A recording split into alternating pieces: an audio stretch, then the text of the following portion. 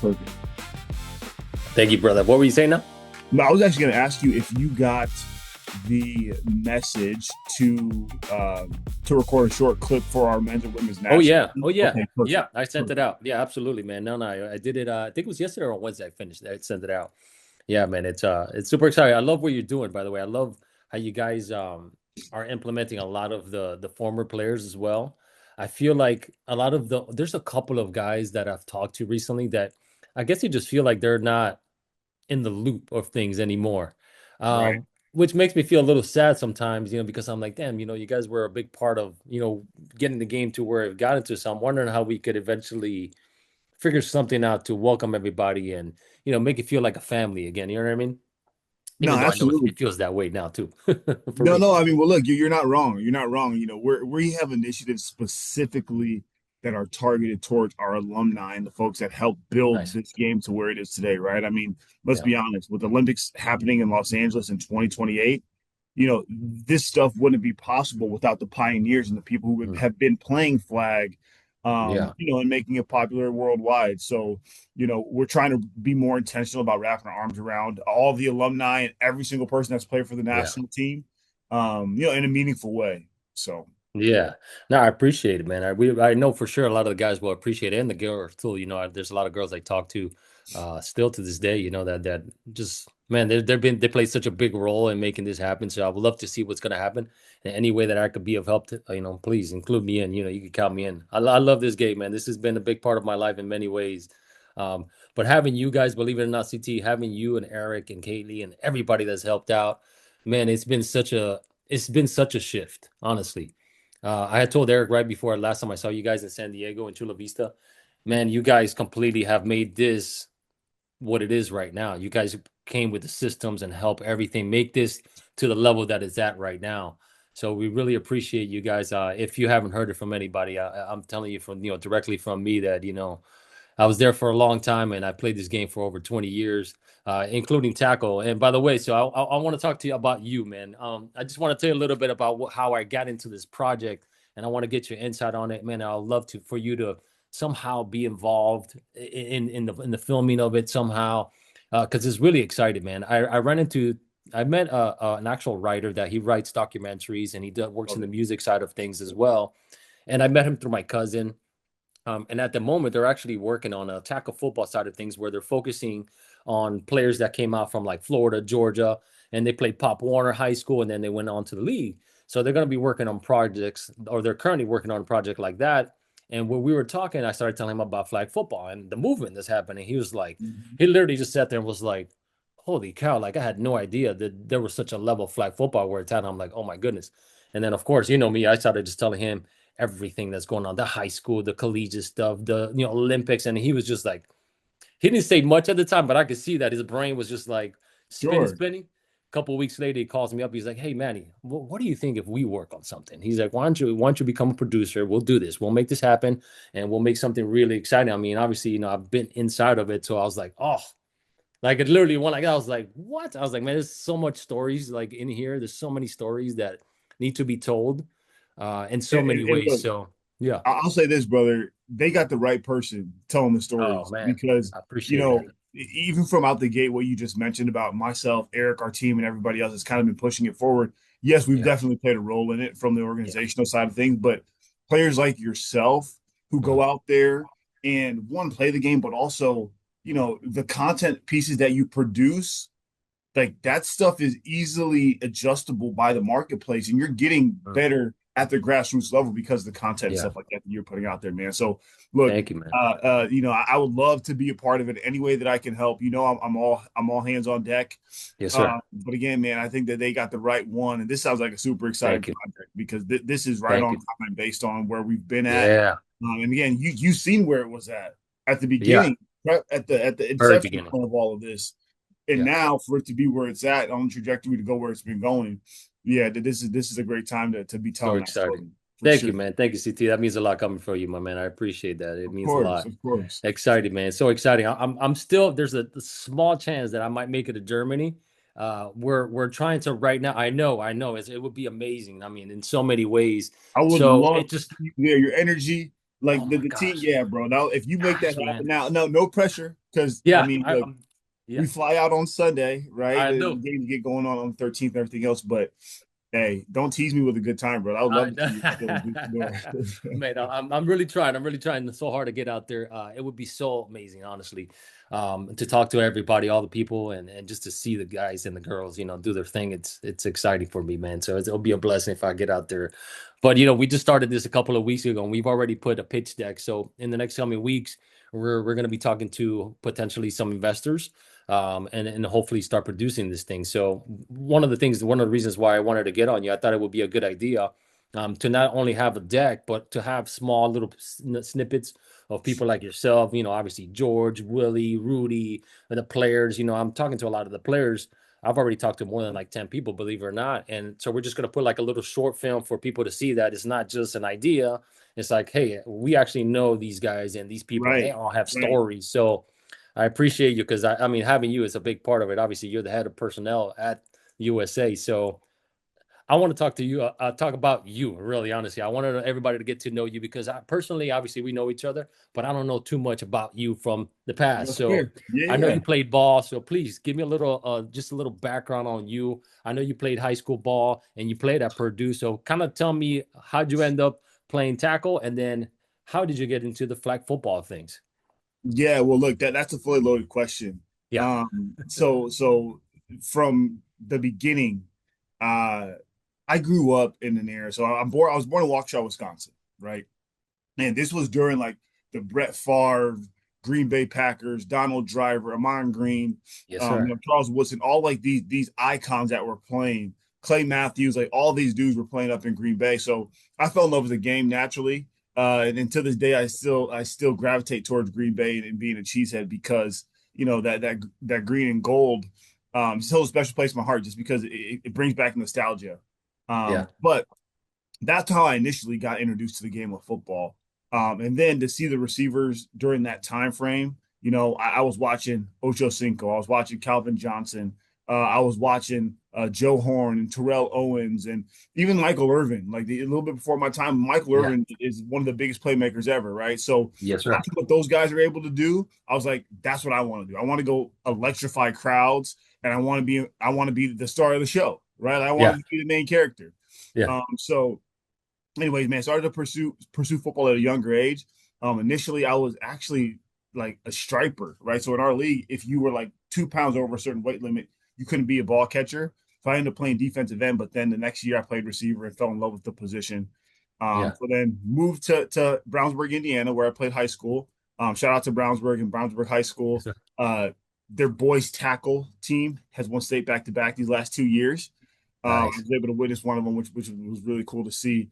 And then from there, I got a scholarship offer. Actually, my first offer was from Indiana University. Bill Lynch at the time was my first Big Ten offer. Our team was Nice. going to Indiana and to Bloomington for team camps and everything else. A lot of people don't know this about me because obviously Purdue and IU are like the biggest rivalries. Yeah. But I was a number 9 player coming out of the state in high school. Wow. I made the Indianapolis Star Super Team, all these accolades. But ultimately, the reason I ended up choosing Purdue over Indiana was because historically and still to this day, Purdue leads the head-to-head series. And Drew Brees was a and Yes, is sir. a big Boilermaker. time supporter of Purdue football as well. So Yeah. ended up going to West Lafayette. Was fortunate to be on 2 teams that went to bowl games in back-to-back seasons. We had a couple coaches changes, and I'm be honest with you, a lot of my character and who I am today, for our teams and for our players, it was all developed while I was in West Lafayette. Right. I had a couple people specifically on the staff that I leaned on as a player that I really loved how they operated and what they brought to the table. And now I emulate that in a lot of different ways, right? I mean, the game it has Yeah. changed tremendously. The actual tackle versus flag, uh, there's nuances here and there, but taking care of your players and personnel, that's one thing that has always been at the forefront for me because I say this all the time. We were on meetings last night and this whole week, and you know, our organization, our program, we're nothing without our players and our personnel, right? Mm. So ensuring that they have everything that they need, being a place for them to have the candid conversations, and frankly, when we talk about the evolution of this game, the candid feedback that we get from our coaches and from our players, that's the only way that we get better. We don't understand, you know, or I should say, we don't know where the deficits are unless we're getting constant feedback. And the athlete in me, Yeah. playing at Purdue and then playing professionally. So I played in the CFL for a little bit with Ottawa Red Blacks. Yeah. Then I played arena football, played for the Iowa Barnstormers, made famous by the one and only Kurt Warner, Hall of Famer. Yeah. Yeah. But one of the things that I've learned through this whole process is, you know, you have to be able to get candid feedback from the people who are going through it and actually doing it, and then try to implement as much of it as you can, as long as it makes sense, in order to get the Right. thing where it goes, right? So as far as my transition into flag, so after I was playing arena football, I played in Iowa, then I also played in Boston, and my girlfriend at the time, currently my wife, sent me a job description. She goes, "Hey, I'm ready for you to come back to Indianapolis. The season was over in Boston." And she's like, "There's this job with USA Football." And I'll be honest, I had no idea what it was at the time. This, Yeah. this was like 2017, 2018 timeframe.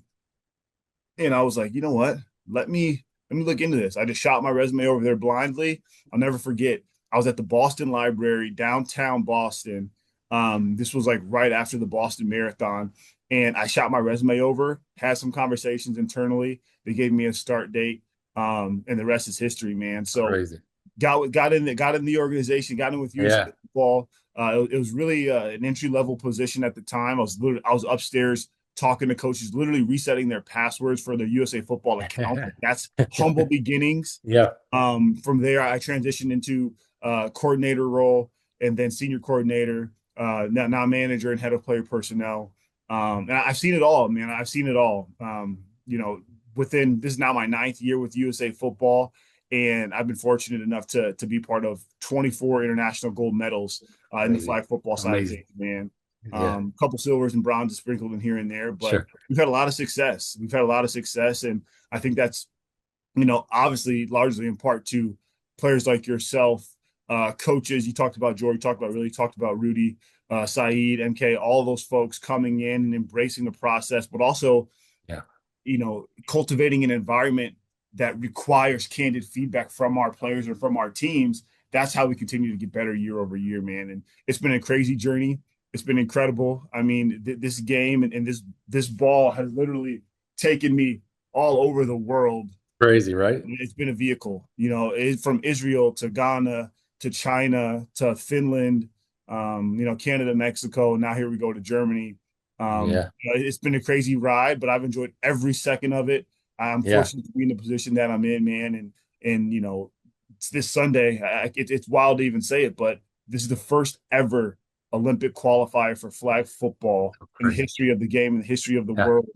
And both of our teams are defending world championships. Yes, So sir. it's a special time, man. Special time to be part of this. It's significantly bigger than myself, but it will never be lost on me what it means to go out and represent your country and play on this stage that we're going to play on. Yeah. And CT, thank you for that, brother. That was incredible, man. We're very lucky to have you, honestly.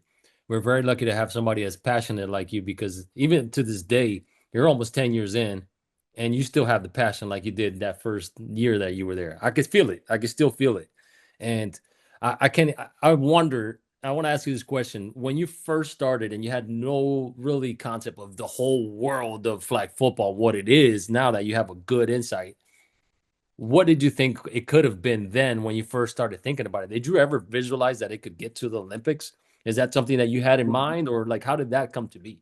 That's a great question. Yeah, and in full transparency, when I started with USA Football, majority of our bandwidth was going towards tackle football, right? I mean, Hmm. that Yeah, was the style and the game of choice at the time for yeah, obvious reasons, right? Like being here in the United States, in the NFL is the big brother that is a multi-billion-dollar yeah, organization. So everybody was talking about tackle for that time, and me playing tackle, it just made sense. yeah, But as far as like being able to forecast this and see this, USA Football, we are officially the national governing body, and that's something that we had been talking about for many years prior to us actually being included in the Olympic run of show. It's every national governing body wants a shot to go play on that stage, and that's something that we had been talking about for sure. Now, I wasn't sure when it was going to come to fruition. One of the biggest and one of my favorite quotes has been, you know, continue to work because you're unlocking doors that you can't even see yet. And when I first started with the organization, yes, obviously as an NGB, you want to play in the Olympics, but that was not something that was, right at the forefront at that time. So, I'd be lying if I said, yeah, I knew for a fact we were going to be in the Olympics because it was a very, very long process. Yeah, But hey, look, we're right here on the precipice of it all. Getting ready to again go to this Olympic qualifier this coming week, and then LA 2028 is right there behind it. So, man, it's it's been an amazing. incredible journey, and it's Yeah, something that, I get chills even just talking about it. To your point, that yeah, yeah. passion is real because Me I'm, too. Just you're hear right. you talk about it, I Yeah, get hey, look, chills, man. I'm fortunate. I'm fortunate to be part of it, and it Yeah, doesn't feel like work. You know what I yeah. mean? Like I get to wake up every day, have conversations with players and coaches, make sure that they have what they need. We're working on our whole scouting situation and what that's going to look like for 2027, and a couple other things that we're going to bring to the marketplace. But man, it's been an incredible ride, and I'm looking forward to what the future holds. Yes, sir. Yes, sir. No, me playing, man, at TT, I've been playing since 1998 ish. Yeah, man, my goodness. Well, I stopped playing about 5, 6 years ago when I had my second daughter. But man, Mhm. I never saw it to get to the Olympic level for sure. I always thought about, because there was many times, I say there was probably 2 or 3 times where it was like a big wave. It kept happening. It was like, all right, it got popular, and I was like, all right, but professional league is coming. You saw it happening with the Oh yeah, AFFL. So it's like AFFL. Yep. you see it happening. I'm like, man, there's so much potential that it could be something bigger than what it was in just recreational and tournaments. But I never saw the Olympics. I never did, honestly. When I heard it, I was like, holy man, I was just like blown away that it was even going to be an opportunity. And the whole tackle football and flag football thing was always a thing. Like that was always Right. there was tournaments in the past that you would play our format. We used to be 4-on-4 before fives. So it's like Mhm. we would play the Dan Marinos, the Chris Carters, at the end of the Oh tournament yeah. back in the early Yep. 2000s. And it just never really kind of happened. And it was because of the big brother. You had the NFL and they always felt like, Right. hey, you're not as exciting as the tackle football. But we're like, hey, it's just two different things. It was always, we knew this for the people that played it. But Mhm. then, it just was always the thing. So I'm so happy that Hoosh was that guy that was like, hey, I'm better than Mahomes at this. And everybody's like, oh, what do you mean? And we're like, but what do you mean? Like, he's the one that's been playing this for the last 15, 20 years at the highest level. Of Mhm. course, he's going to say that. Like, it's like him trying to go to the NFL and say he's the best. Like, of course not. Mahomes is the best at that. So when that happened, I was just so happy that we actually got to play against them, play against Tom Brady and, all these awesome current players and former players. And to show out like that, it was just like, you have no idea how many times CT, all my friends around me like, oh, you guys gonna, I'm like, you guys have no idea of Right. the ass Right. whipping that's coming. Like you have everybody for real. I'm like, yes. And then like, no, no. I'm like, I stayed quiet after a while, and then I kept getting messages mid-game. Manny, you were right. I'm like, I know the guys, I know the games. Like I know this is just totally Right. different. And it was so exciting to hear Tom Brady out of his mouth to say, hey, we have the right guys in the right place right now. These are the guys that are pros. Yeah, could the NFL guys eventually get great at it and become? Yeah, but they got to put in the Of course. work like they did. So Yep. we'll see how where that's going to go in the next coming years and see who's willing to risk their salary and their time and their efforts to get great at the game because there's a lot of little nuances in the game that need a lot of skills. It's just as simple as the flag pulling. That's a heck Right. of a skill that you need. Right. I mean, it's tackling. If you don't know how to tackle, you can't stop anybody. So just those little things, but obviously route running, the concept of how to open up plays and all that goes deep into there. But yeah, man, it was really exciting to see that it went to the Olympic level, and I'm going to be there. I'm going somehow, some way. I'm there, I'll man. have I to. No, for I gotta sure. see You that. have to. I mean, look, you're one of Hell the yeah, founding fathers, right? Like, if there's a hey, Mount man. Rushmore of this, your Appreciate it. face would be right up there with those guys that Yeah, carried the flag out the gate. You talked about the infamous Hoosh quote, yeah, which since then he's obviously kind of cleared the air and everything else. But yep, to your yep, point, it's all about time on task, right? It's all about time on task. You can be a world class tennis player, and if you're going to step onto a pickleball court and there's someone who's been playing pickleball for 6 years, the chances of you beating that yep. individual, they're pretty slim.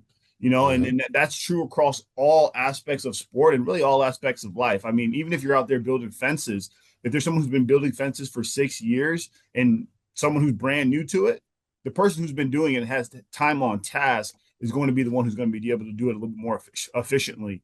We had a meeting out in Colorado Springs at the Olympic Training Center, and Dartmouth's athletic director came up on the stage, and she was talking about the rule of 10,000 hours, right? So 10,000 hours officially makes you an expert in whatever it is, right? So put the intentional time towards it. It's only again, it's only going to be a matter of time until you become an expert at that. And these guys are going to be very, very hard to beat for that exact reason, because they have put the time in. The work is real and the dedication is real. And with that, the results are going to be real. So Absolutely, man. I mean, by the way, I can't wait to see the women's team just come out. And I know that there's a lot of pressure on everybody this year, obviously, especially with V being out. Man, it's just so much excitement going on. So I can't wait. What do you think are like the projected, how good the females, the women are going to play? Like, what are you seeing from your point of view when you're there every day and seeing them practice? What are you seeing them? Obviously, we're expected to win gold every sure. time. How are you seeing that happen from them? Like, what are you seeing that they're working on, or maybe something different that I'm sorry, what's the new quarterback's name? I keep forgetting her name. You see the young girl from Akimi. Nevada? Akimi, yeah. If you could tell me what do you see in her that is going to help us get to the gold? Yeah, well, a couple things, right? You talked about pressure. We actually had a call last night with the Olympic Committee, and one of their coaches out there, kind of walking us through what to expect, how to pregame, and get your mind mental, your mental capacity in the right place ahead of the competition. So, we have all the resources at our disposal right now, which we love, and the USOPC is doing a Yeah, phenomenal job funding it and making sure we have what we need. And same with the NFL. They've done a phenomenal job also being a flag bearer and kind of pushing this thing forward as well, yeah, from yeah. a global standpoint, right? I mean, the entry point for this game is a lot different Amazing. because it's lower barriers of entry. You don't have to worry about a 100-yard field or, Right, a $200, $300 helmet or whatever the case may be. right, All right. you need is space and opportunity to Yeah, kind of go out there and be able to play. So, pressure is a privilege. Pressure is a privilege. It's it not a is. burden. It's something that comes Yeah, along with it, especially being American and playing this game. We do have high expectations for our athletes. And to that point, Kimmy has done everything that we've asked of her. She can throw the ball on a rope. She's already decorated from a national team standpoint. She was our 15U quarterback, our 17U quarterback. She's won both of those divisions. And she's going to get ready to be likely one of the youngest starters ever, if not the youngest starter ever, for a women's national team at an international event. She's got a great head on her shoulders. She's a great yes, leader. yeah, She's a silent assassin in a lot of ways, yeah, right? She don't say much, yeah. but when the ball snapped, there's not many people in the world that can spin and throw the ball the way that she does. So I'm looking forward to it. She's got to get the ball to the playmakers, make her reads, and then as a quarterback, be the field general that we know that she's capable of being. We've witnessed it. We've witnessed it Yeah. through our junior national teams, but now it's time to step up and go on that stage with the adults. And she's as ready as she can possibly be. She's going to be out there poised. She's going to be out there composed. There's no doubt in my mind that she's the right one at this time to lead this team. Yeah, yeah, yeah. I remember when I was in Chula Vista, Saeed was telling me about it.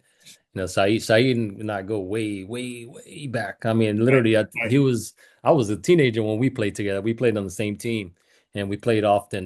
We were on the same team for a decade. So I'm very, very good friends with Saeed, and he was telling me about her, and I was watching. I was like, man, this girl is really good. Like I could see her being the future. So it was exciting to see her, get the job. And obviously, everybody's times come to an end. It's very sad to see V not make the team, but it is what it is. It happens to all of us. But the Akemi is going to be great. She's going to be great. So I can't wait to see her perform and bring back the gold. CT, Absolutely. let me Real, ask you, real, man. So real what quick, type of I got to give flowers to Vanita as well because again, go, as we man? talk about the Mount Rushmore of this, there's Yeah, literally not a more decorated athlete and player than Vanita Crouch. V. V when we talk about the flag bearers and the people that are leading the charge, she has been and will continue to be that for what we do. Yeah, Again, I was cut from multiple teams. It's part of the game. yeah, Unfortunately, that yeah. comes with the territory and it's par for the course. But at the end of the day, when you have an asset like Vanita, you can't let that walk out the door. You got to make sure that you Oh embrace man. it. Lean on those folks for whatever it be, whether it be coaching, whether it be input, whether it be getting her as the head of some sort of athlete advisory council, just getting Right. her involved and keeping her as close to this as possible. Because again, without her, who knows where this game would be. True. So, shout out to Vanita. Wanted to make sure to plug it in and give her flowers. Yeah, for sure. No, I've been reaching out to her. I'm gonna have a conversation with her soon too. We go way back as well too. I mean, all the way before this was even considered an Olympic sport. I was watching her play too. I'm very, very good friends with her and all her Dallas friends that we used to compete against. So Oh yeah. it's exciting to see the success that she got and the recognition she's got that she's earned. It's really Hmm. cool, man. There's nothing like it. You know, CT, let me ask you a question. So you played in at a really big school, Purdue, and you wore that on your chest. Was there different? Do you feel different pressure wearing the U.S. on your chest as you're walking around, as to when you were playing, in a Division I school like that? Oh yeah. I mean, the short answer is yes, right? I mean, playing in the Big Ten and as that conference has continued to evolve, there's like 1,000 teams in it. You got the Mm. UCLA's, the Washingtons, the Oregons, the USC's all out there on the West Coast that are now joining the conference and everything else. There's naturally going to be pressure to compete in that conference. So, like I said, when we went to back-to-back bowl games, that was incredible, and that's after 6 and 7 wins in a very very competitive conference. So there's always pressure from that side of things. But then when you talk about the USA and the three letters across your chest, it just hits different.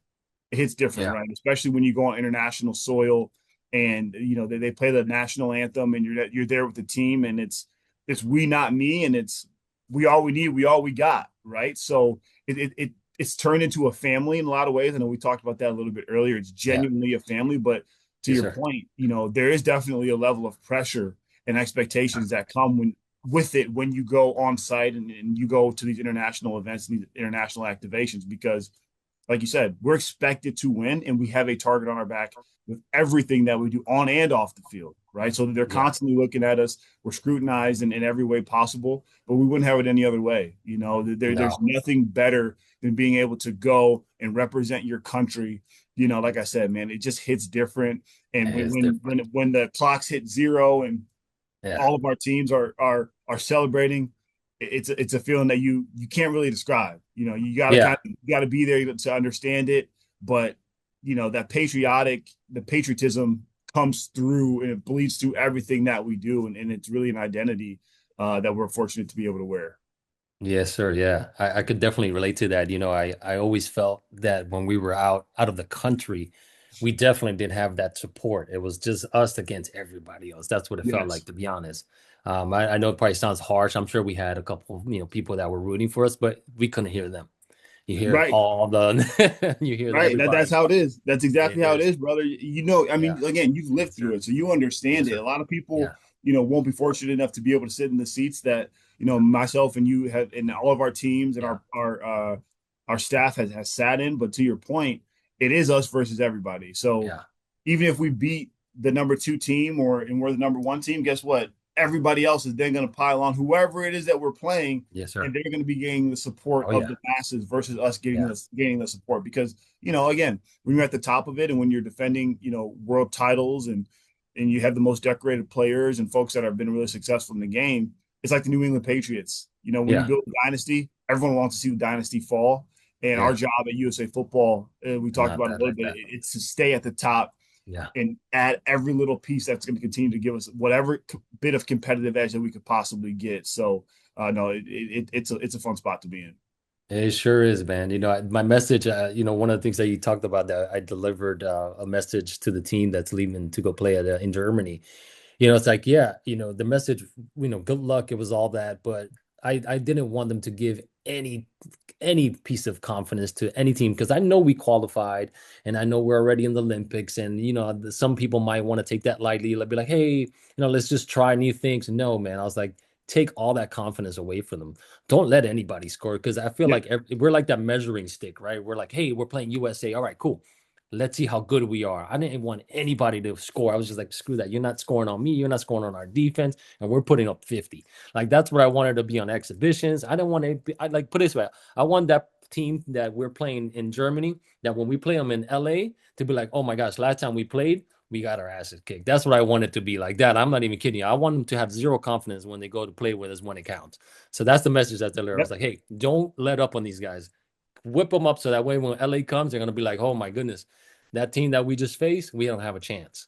That's kind of what I want every You're time. exactly right. You're exactly right. It's a matter of coming out early and often, getting points on the board, making Yeah, stops on defense. I mean, look, the keys to victory are going to be the keys to victory for all of our teams. And the yeah, truth is, if we can continue to get the stops and our defense steps up on the men's and women's side, offensively, we have every single tool in the yeah. belt, that's going to be able to provide the points and go score the points and do what we need to do in order to get these wins. So, yeah, no, we want to make sure that we're sucking all the oxygen out of the place. We don't want to give anybody any ideas. And we want to just go dominate, do exactly what we do and what we've been able to do the many, many years that I've been here, which is go win and show them what the American brand of USA football is. Heck yeah, man. This is so exciting. I can't wait, man. CT, one more question before I let you go. I'm taking up a lot of your time, man. I really appreciate it. We could talk Oh, for all hours good. about ball for sure. All good. Dude, so as head of player personnel, what is something that you look for as, being a head of personnel? I know that we're creating a scouting department that we're actually out there scouting. I know we have the talent ID camps and all that. But a question I get asked a lot is like, hey, Manny, what does it take for me to have a chance to make it into the team? Absolutely. And then that's a great question. And I feel that same question multiple times a week from a lot of Yeah. different prospects, whether they be players or coaches, they're asking the same thing. And, in my role, kind of to give you a background of what I do specifically, because everybody always asks, what is player personnel? There's Yeah. really five major buckets that I make sure that are prioritized in what I do, but I really own. So one is recruitment. So identifying the talent and the athletes, as well as coaches that could potentially be part of what we do, understanding where our deficits are, and then trying to make sure that we have pieces to fill those deficits. The other one is evaluation and selection. So when we talk about our activations, our trials, our training camps, even at our talent IDs, accelerators, et cetera, right? Making sure that those are filled with the top prospects in the country, again, who could potentially bloom and blossom into what we see as a national team contributor. The third one is roster management. So when we talk about our actual rosters, we have 18 players that are on our U.S. national teams, our men's and our women's, as well as our juniors. 12 of those athletes actually travel and compete, and then 6 of them are going to be placed in the alternate spots. So going from the 40 to 48 to 60 at trials down to the 18 and then making the decisions on the 12, that's a lot of the roster management. And then also, if we ever have to activate an alternate, having those conversations within our coaching staffs and having those conversations directly with the athletes and getting them elevated to the team, that's a lot of the roster management. The fourth thing is pipeline development, which I talked a little bit about in the recruiting side of things. But again, when we have athletes who are sunsetting and are getting ready to be off of the team, making sure that we have the next piece that can come in and make a seamless transition into that role. Building the pipeline for every position within our juniors and our adults, and making sure again that we're not missing a step from year to year depending on who's making our teams. And then athlete engagement. So having the conversations with our players, having the conversations with our coaches. Again, that candid feedback is one thing that we have to rely on in order to get better. And that's something that I take very seriously. So those are really what play personnel does, what I do in my role. And Yeah. then as far as like what we're looking for from a player and from a personnel standpoint, it's versatility. More on the player side is athletes who are able to do more than one thing at a high level. And a lot of people instantly assume or think that means offense and defense. But if Mhm. you can contribute two different ways on offense, that Yeah. still qualifies as being versatile. Two different ways on defense, the same situation. So, like I talked about, our rosters right now with IFAF competitions are 12 athletes.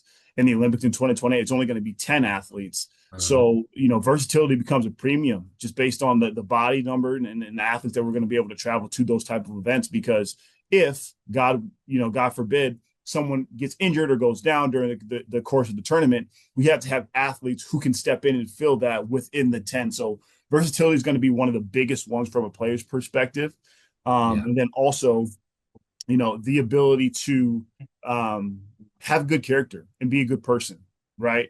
Like I talked about, and we talked about just a little bit earlier, when you wear that USA across your chest, expectations come with that, right? So we have to have people who we're confident in can represent the brand. not just on the field, but off the field. And frankly, being a decentralized team and having athletes all over the country, throughout the year, there's going to be long extensive time where the players are away from you. You Right. got to be sure that they have high character enough to do what it takes and what's required of them to maintain, their athleticism and maintain what we see fit as an Olympic level and Olympic caliber player. So versatility and character are probably the two biggest things that we hang our hat on when it comes to building these national teams. Yeah. Yeah, man, I'm glad that you said the same thing. I that's literally the two things I say. First thing in it, because you always see the people that they go through the trials and then they don't get picked for whatever reason, and then they're online complaining and saying bad things, and then you're like, Exhibit A, hello, what are you doing? Like, Right, this is right. your character showing now. And that's the catch too, Manny. One of the things that I've been saying more recently is how you respond defines you. Correct. Because every single year that I've been in this role, we've had to activate and elevate at least one, if not multiple alternates to the roster. So Mm, in those selection meetings, when we're face to face with the players and we're giving them their determination whether they made the 12 or the six, how you respond is going to be how you're defined. Because yeah, to be honest, we fully expect and anticipate, and you should be a little bit disappointed if you're not making sure, of that 12 and you're a part of the 18. course. That's par for the course once again. That's something that any great competitor would be frustrated and not happy with.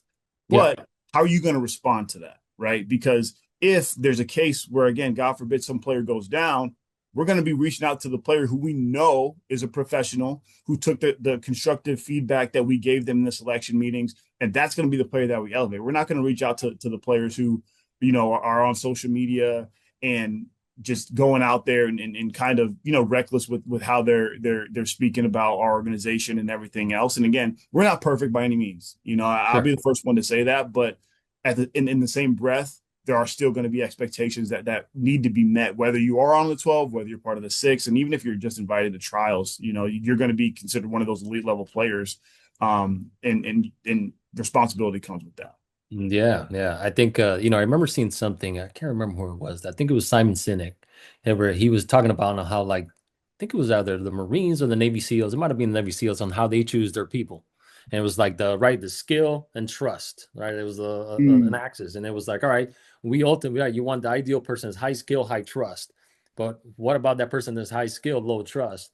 It's like you could always teach the skill, but you can't really teach that other piece that is like that is mhm. like it's your character, it's who you are, man. And how those people respond to it, that's how they show you who they really are, like you said. So it's like when you see that, you're like, oh, I already see who you are now. Because Right. yeah, our environment, I 100%, it's all about that. It's really when the first time I had played on the team, I remember playing with some of the people that I would play against. And it was strange at first, but then it's like once you start playing, it's like, oh my gosh, hey, I want you to do that thing that you used to do to me when we play against each other. Yeah, go do that right now because you're really good at that. And then you just find yourself cheering on everybody. And then it just becomes like a family, like you said. And after that, it's like those walls go down and then we're all just cheering for each other. And man, it's all about winning. It literally is all about winning. Yeah. And, it starts from the top and with you guys right up top and to the coaches and down to the players. But, I'll give a little background. Saeed was such a good, versatile player. And I think he's really good where he's at. Saeed was our six man on our 4 man team. We used to have 4 men. He would be our 6 man. We had Okay. Yep. five really great players, really, really great players. Saeed was the type of player that he was ready to go at any moment. Like I'm talking about Saeed. We had our starting defense, but then there were certain teams that we would play against that we felt we clicked better with having Saeed, Of myself, and course. my other corner there. And Saeed was ready to go. Saeed never complained about playtime, about not doing. He was just ready. As soon as it was his game, boom. He was like, "I'm ready. I'm ready. Let's go." Boom, boom. There was no complaining. Oh, this guy here, this guy there. No, no, no. And that's exactly what I think he has done with the women's side of things is like he set up that culture that has high expectations, but it's like also you got to know your role and when to, take a step back sometimes and cheer your teammates on. So You, super you're happy you're that he made it there. Super you're happy. exactly right. I mean, look, you can't put a price value on an exceptional role player. And one of the things that I took from my time playing, whether it be in college or professionally, it's add value, right? My coach, his name's Jared Parker. He was offense coordinator for Notre Dame here recently, and I was the head coach at Troy. But he would Wow. always tell us in our wide receiver room, add value. Whatever that looks like, add value. If you're on the sideline and you're Yeah. bringing guys water, but you're bringing the energy up, add value. If you're on special Yeah. teams, go be a special teams ace. Go make a play. Offensively, if you get 3 plays during the whole game, or if you get every single drive, how are you continuing to add value when your number is called? So, no, man, look, Saeed embodies that. And to your point, I think he's done a really, really good job instilling that same mentality and that same environment within our women's Yeah. program. Yeah, man. Yeah. CT, I don't think I've ever, did you ever play flag? Yeah, I did actually. Did I you? did. And look, that's a whole nother conversation, but we have a recreational league here in Indianapolis. So I'm in the Midwest. I live in Indiana. It was called CCA. And now they had like the triple threat flags on, and it wasn't Yeah. like true fives, but I fell in love with flag even just playing that, right? As a receiver Yeah. in a non-contact version of the game, of course I'm going to enjoy it, Oh, right? That yeah. was another thing is, you know, in a tackle football game, you may get 5 to 6 targets depending on what kind of offense that you run. But in a flag football game, everybody's going to eat. You can spread the wealth around. Everybody's going to get a lot more targets for the most part. Everybody's an eligible receiver. So, man, it's an electric. It's a fun game, and Yeah. that's one of the things that definitely had me fall in love with, specifically from the receiver position. Yeah, yeah. You get a lot of free space and you don't have anybody bumping you off the routes, man. Nah, it's a lot of fun. Trust me. Heck yeah. Exactly. It's free release, baby. Free release. Let's go. Yes, sir. Yeah, we're gonna have to do a staff versus players one day and see how we do. See if I Manny, get George Saeed, me, you. set that up. It's so funny you Hey, just listen, mentioned that. We I we were think at we could do it. 100%. We joke about it all the time at training camp for, obviously we're focused on making sure our teams are ready Of and, course, of course. there's not a whole lot of horseplay going around, but I'll be danged if we didn't talk about, okay, well, let's get the women's staff and the men's staff. We'll put a couple USA football people on each Yeah. side, let's line it up and go, man. It's one of My those games God. that you can play for a long, long time. Again, with Yeah. it being non-contact, but Manny, look, if you line that up, I want to make sure that I'm at the very least on your team. Yes, sir. Yes, sir. But yeah, We man, gotta I'm make it all in. happen. I'm all in. That's what I love about our culture is that, we have such a fun environment. We have high expectations. We have fun. And when it's time to get serious, we lock in. Yeah, That's the part. Is like when it's time to lock in, it's time to lock in. right. There's fun. Let's have fun around. Hey, it's time to practice. We practice seriously. When it's time to have fun, we have fun, but it's locking in. And that's what I love about the culture. It just makes it fun. But man, when it's time to get serious and do work, let's get down and dirty. And everybody's bought in. So it's an awesome environment, man. CT, man, I Absolutely. don't want to take up too much more of your time. That's it. I appreciate it. I wanted no more than 45 minutes. We could do it forever. When are you heading out to Germany? Maybe Absolutely. this Yeah, weekend? man. Well, again, I appreciate the time today, but we, Yeah. we fly out on Sunday. So we're going Okay. to New York on Sunday. And then on Sunday evening, we're going to fly out from there. We have a layover in London.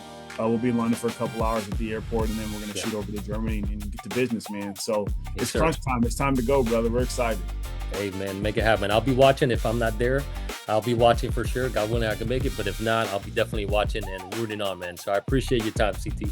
Hey, You're the I man. appreciate you. Hey, if you end up making the trip, let me know. And if you don't, Absolutely. let me know either way. But we'll be in touch, man. Thanks for the time today, and I appreciate you having me on. Thank you. Thank you, my brother. Enjoy your time and good luck. Let's make it happen.